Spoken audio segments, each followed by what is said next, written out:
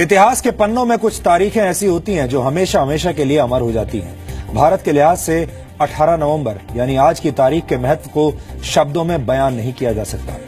वर्ष 1962 में आज ही के दिन चीन ने दक्षिण लद्दाख के रेजांगला में हमला कर दिया था और ये तारीख भारतीय सेना के शौर्य का सबसे बड़ा प्रतीक बन गई थी। उस दिन एक ऐसी लड़ाई हुई थी जिसमें भारत का एक एक जवान चीन के 10-10 सैनिकों का मुकाबला कर रहा था और भारत के 114 सैनिकों ने अपने जीवन का बलिदान दिया था। आज इस बलिदान को याद करना बहुत जरूरी है, इसलिए रेजांगला की लड़ाई पर हमने इस बार का फ्राइडे स्पेशल डीएनए टेस्ट तैयार किया है।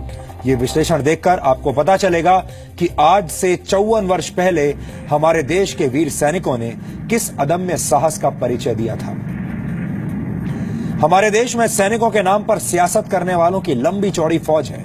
पिछले कुछ दिनों में आपने इस कड़वे सच को बहुत करीब से महसूस भी किया होगा, लेकिन ऐसे लोगों को कभी ये बात समझ में नहीं आई कि जब एक सैनिक सीमा पर देश के लिए अपने प्राणों की आहुति देता है तो वो ये नहीं सोचता कि उसका धर्म क्या है, वो किस राज्य से आता है।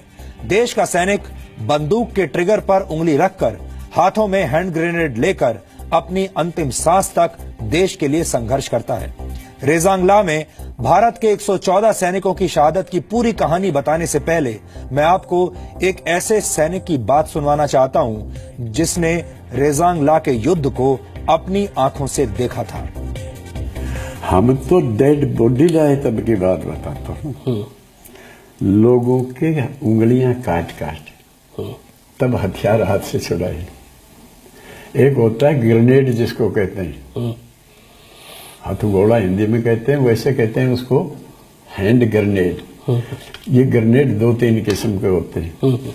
एक होता है जो राइफल के ऊपर चल के ज्यादा दूर फेंकना, राइफल प्रोपेल्ड ग्रेनेड, और एक हाथ से उसको हैंड ग्रेनेड कहते हैं। तो उसमें एक सेफ्टी पिन लगी हुई होती है। उस सेफ्टी पिन को जब तक नहीं निकालोगे, फेंक दोगे तो ब्लाइंड हो जाएगा, नहीं फटेगा। एक जवान के हाथ में इस उंगली में तो पिन है और फेंकने के लिए तैयार है, वो ठंडा हो गया, दुरुस्त आके लगा दुश्मन का, उसकी उंगलियों को काट के हटाए। हथियार उंगली काट काट के तब छुड़वाए हाथों से, और वो अंग उसके काटे हुए एक थैली में उसी के शरीर के ऊपर बांध दिया है साथ जलाने के लिए। मुर्दा का अंग काटना धर्म है ना हमारे हिंदू धर्म में, इसलिए काट लिया तो उसको जलाओ, उसी की बॉडी के बांधा है वो काट के। इस तरह से तो हथियार छुड़ा।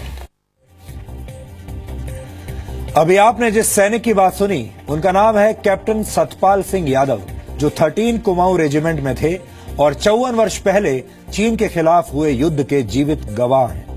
18 नवंबर 1962 की सुबह करीब 3:30 बजे ठंड, अंधेरे और बर्फबारी के बीच चीन ने दक्षिण लद्दाख के रेजांगला में हमला बोल दिया था। उस वक्त चुशूल में 13 कुमाऊं रेजिमेंट तैनात थी और रेजांगला में इस रेजिमेंट की एक टुकड़ी मौजूद थी जिसका नाम था चार्ली कंपनी। इस कंपनी को कमांड कर रहे थे मेजर शैतान सिंह। इस युद्ध को आप लास्ट राउंड लास्ट मैन यानी आखिरी गोली और आखिरी सैनिक की लड़ाई भी कह सकते हैं।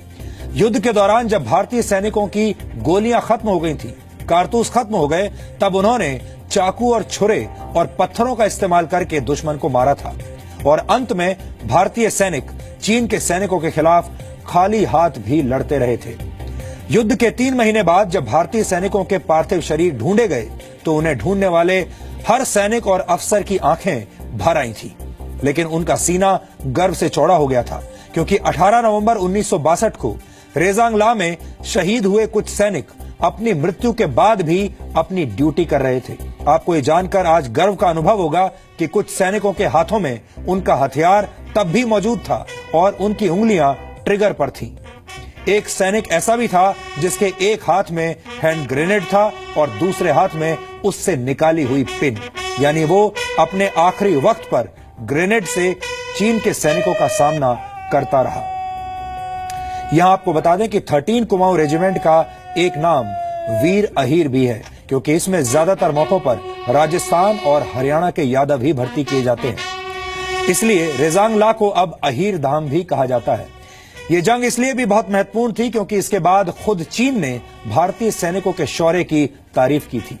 ये लड़ाई कितनी भयानक थी इसका अंदाजा इसी बात से लगाया जा सकता है कि 120 भारतीय सैनिकों में से 114 सैनिक अपनी जगह लड़ते हुए शहीद हो गए थे। इनमें से 5 को बेहद जख्मी हालत में चीन ने बंदी बना लिया था।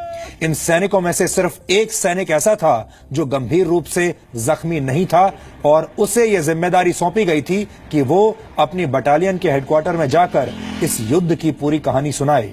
और आज 18 नवंबर की ऐतिहासिक तारीख पर एक बार फिर वही सैनिक आपको 54 वर्षों के बाद रेजांग ला में भारतीय सेना के शौर्य की पूरी कहानी सुनाएगा।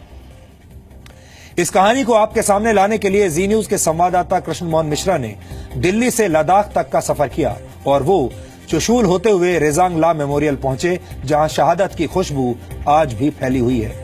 हमारी टीम ने हरियाणा और राजस्थान के गांवों में जाकर उन सैनिकों को भी ढूंढ निकाला जिन्होंने वीरता की इस महागाथा को खुद जिया भी था और करीब से महसूस भी किया था।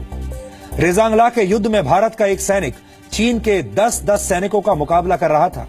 सेना के शौर्य की इसी भावना से प्रेरित होकर भारत के मशहूर कवि प्रदीप ने वो पंक्तियां लिख दी जिन्होंने हर हिंदुस्तानी की आत्मा पर दस्तक दी। मुंबई में माहिम की सड़कों पर घूमते हुए कवि प्रदीप का मन बेचैन हो रहा था। मेजर शैतान सिंह भाटी की शहादत उन्हें कुछ कहने और कुछ लिखने पर मजबूर कर रही थी। कवि प्रदीप ने एक पान वाले से सिगरेट का खाली पैकेट लिया और एक राहगीर से पेन मांगा और फिर कागज पर लिख दिया कि जो शहीद हुए हैं उनकी जरा याद करो कुर्बानी। 27 जनवरी 1963 को दिल्ली के नेशनल स्टेडियम में फिल्म जगत की तरफ से शहीद जवानों की पत्नियों की मदद के लिए एक कार्यक्रम आयोजित किया गया था। सिंहराम बताओ, नाम भी सिंहराम था भी सिंहराम। उसके आइटम क्या थे?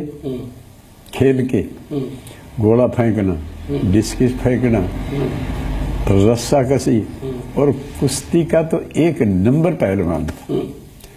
उसने उठा के ना भी पटकाए लोगों को चट्टानों पर, चाइनीज।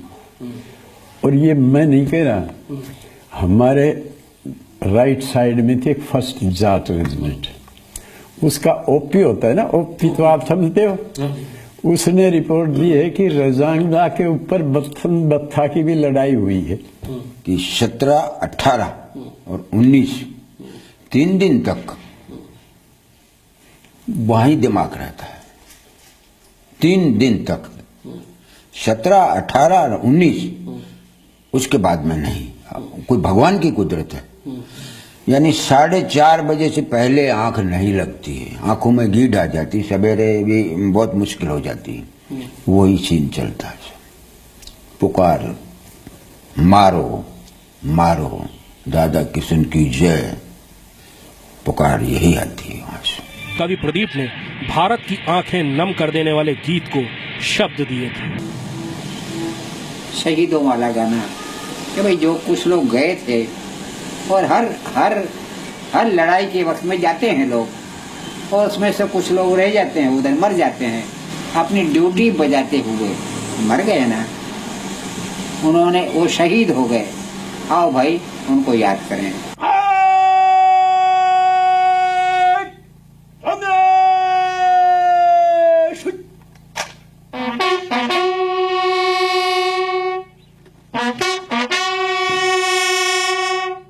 आज आप इन शब्दों का सही अर्थ समझेंगे। 1962 की लड़ाई में यह भारतीय सेना के शौर्य की एक ऐसी कहानी है जिसने हार के सदमों से निराश देश में जोश भर दिया था।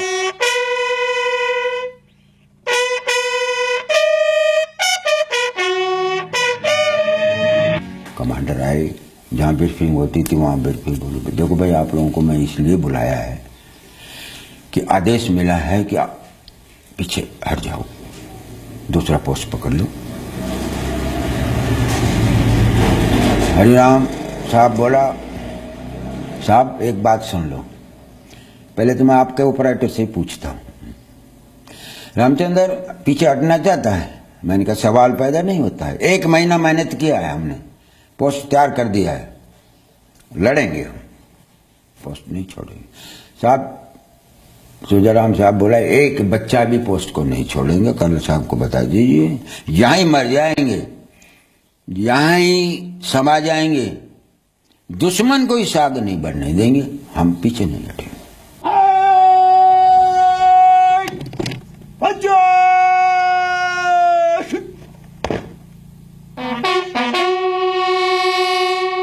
ये कहानी है 13वीं कुमाऊं रेजिमेंट के वीर अहीरों की।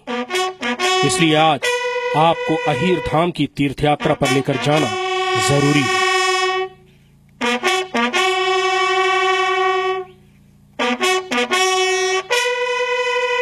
दुनिया में बहुत कम ऐसी लड़ाइयां हुई हैं जिसमें एक बहुत छोटे सैनिक दस्ते ने बहुत बड़ी दुश्मन सेना को बहुत देर तक रोक कर रखा हो और लगभग सब ने वीर गति पाई हो।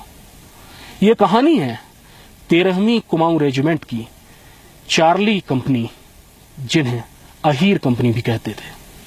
मैं इस वक्त रेजांगला के ठीक नीचे अहीर धाम में हूं, जो कि हर देश प्रेमी का एक तीर्थस्थल है।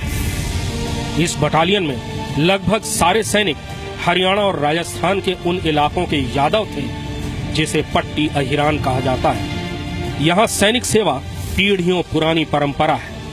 इस बटालियन को कहा जाता था वीर अहीर। चुशूल की सुरक्षा के लिए 16,000 फीट की ऊंचाई पर बटालियन की चार्ली कंपनी तैनात थी, जिसकी कमान थी मेजर शैतान सिंह के हाथों में, और उनके साथ थे 120 वीर अहीर। इस हमले की कहानी आप तक पहुंचाने के लिए हमने राजस्थान के अलवर जिले के बीघाना गांव जाने का फैसला किया।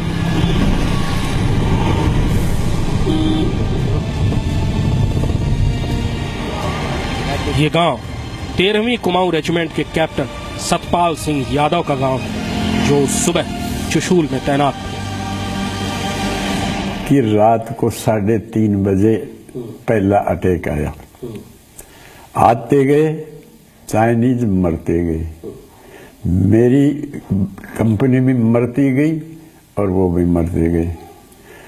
और मेरे जवानों ने जब देखा कि अब हथियार भी खत्म हो गए, रामनेशन भी, तो लात गुस्से और कुश्ती लड़ लड़ के उठा के भी पटके हैं। ये तो लड़ाई की हालत है। रेजांगला की कहानी खुद उसके मुंह से सुनने के लिए हमने हरियाणा के रेवाड़ी में मोहनपुर गांव जाने का फैसला किया।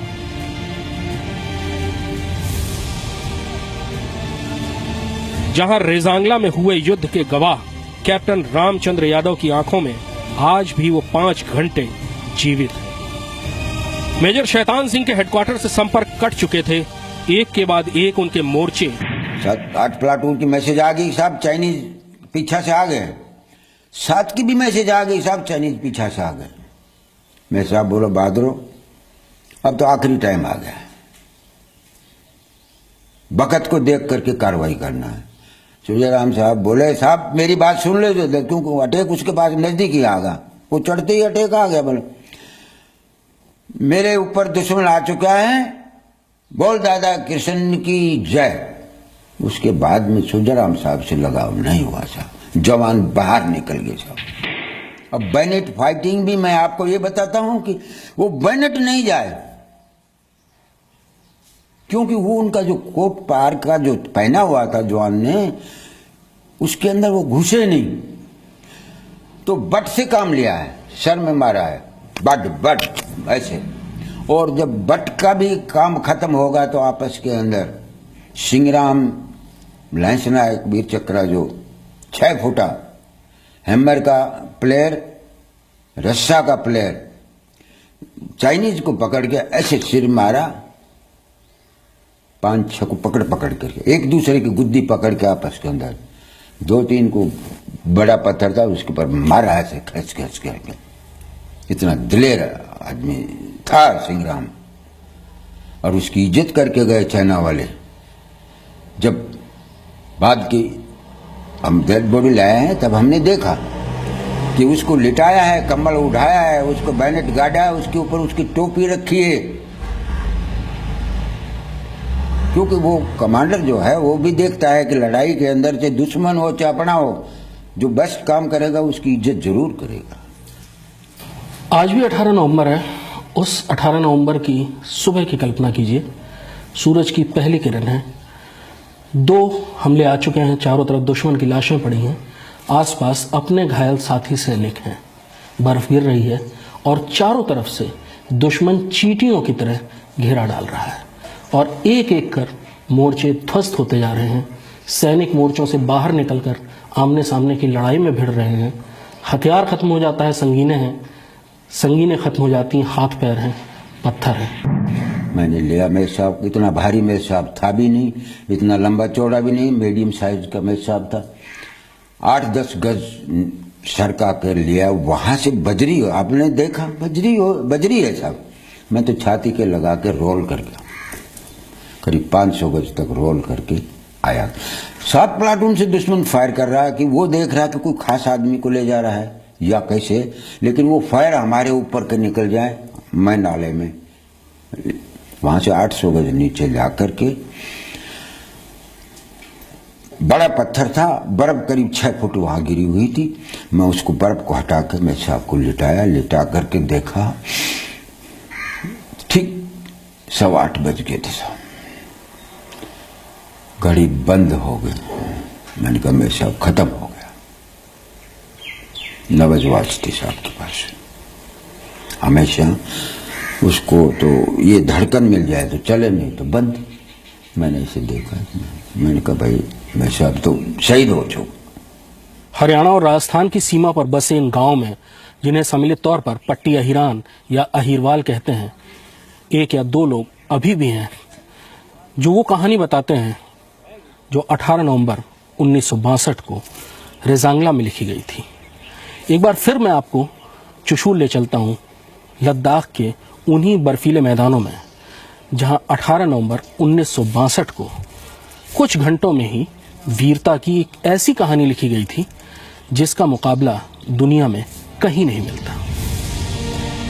लेकिन इस युद्ध के बाद चीनी सेना रेजांगला से वापस लौट गई। चुशूल बचा लिया गया। आज रेजांगला के ठीक नीचे ये स्मारक उन्हें 114 वीर अहीरों की याद दिलाता है। अगली बार अगर आप लद्दाख में पेंगोंग झील की खूबसूरती देखने जाएं, तो थोड़ा और आगे जाकर इस अहीर धाम की तीर्थ यात्रा जरूर करिएगा। यकीन मानिए, दिल को काफी तसल्ली होगी। How can a man die better than facing the fearful odds for the ashes of his fathers and the temples of his gods? इससे शानदार मौत क्या हो सकती है कि सबसे भयानक परिस्थितियों का सामना करते हुए इंसान अपने पूर्वजों की अस्थियों और अपने देवताओं के मंदिरों के लिए वीरगति पाले। 18 नवंबर 1962 को 13वीं कुमाऊं रेजिमेंट की चार्ली कंपनी ने ठीक ऐसा ही किया। कैमरामैन दीपेंदु दे के साथ कृष्ण मोहन मिश्रा, जी मीडिया, रेजांगला मेमोरियल, चुशूल। अब जरा सोचिए, हमारे देश के ये सैनिक जिस लाइन में खड़े थे वहां से सिर्फ मौत की टिकट ही मिलती थी। इसके बावजूद इन्होंने हंसते हंसते अपने जीवन का बलिदान दे दिया। ये सैनिक जिस एटीएम की लाइन में खड़े थे वहां सिर्फ मौत का कूपन ही निकलता था। इसके बावजूद इनके माथे पर कभी कोई शिकन नहीं आई, किसी ने कोई शिकायत नहीं की। जबकि आज के हालात में हमारे देश में इस वक्त कुछ लोगों को उस एटीएम की लाइन में खड़े होने में भी तकलीफ हो रही है, जिसमें सिर्फ 500 और 2000 रुपए के नए नोट ही निकल रहे हैं। आप खुद सोचिए।